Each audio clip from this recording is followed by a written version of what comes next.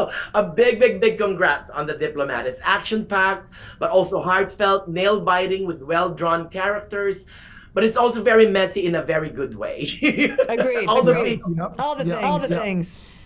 Now let's begin with you, Miss Keri. Not only do you star as our heroine Kate, but you're also one of the executive producers. So why The Diplomat? Give us the genesis.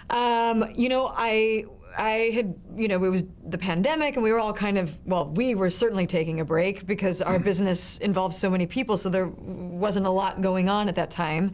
And it came my way and it was so good. What Deborah wrote, Deborah Cahn, the writer, creator of the show, the combination of exploring this diplomatic world that I did not know that much about, and the idea of this complicated, messy woman and her messy relationship, and to be able to get to play somebody who was so uncomfortable and with what she was being asked to do was just a total treat, the whole idea, and I had to take it. Oh, and you, Mr. Rufus, equally fantastic as Hal. Thank you. Kate's husband, the Mrs. Ambassador now.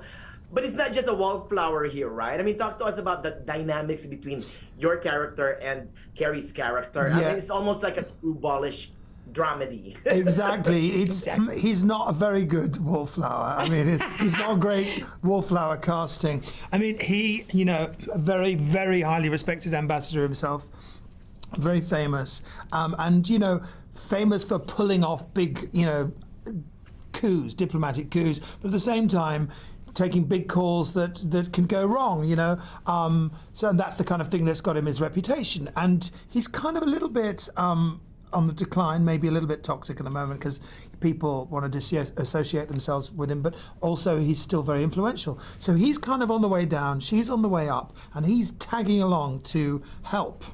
And in many ways he is quite helpful, but in a way that he casts a big shadow and, he's there. At the same time, their relationship is struggling in some ways, You know what, Keri, I love the way that your ambassadors here are not your typical ambassadors, right? I mean, you have experience in the crisis zones. Talk to us more about that. Yeah, so typically, there are two types of ambassador positions.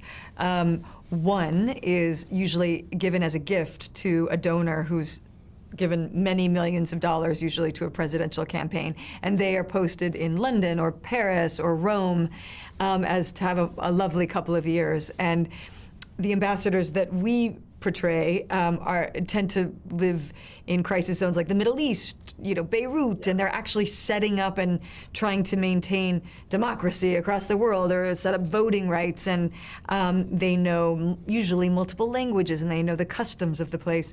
So it's really fascinating to learn all of that. But yeah, so that's my character is plucked from that and dropped into London and the land of hats and tea parties and pleasantries and rules and who you say hello to first and all of that stuff. There's so much to play, which is a really fun thing. And I think Americans in general, even with British culture, there's a lot of formality to it that Americans don't have or don't experience. So there's a little bit of that as well.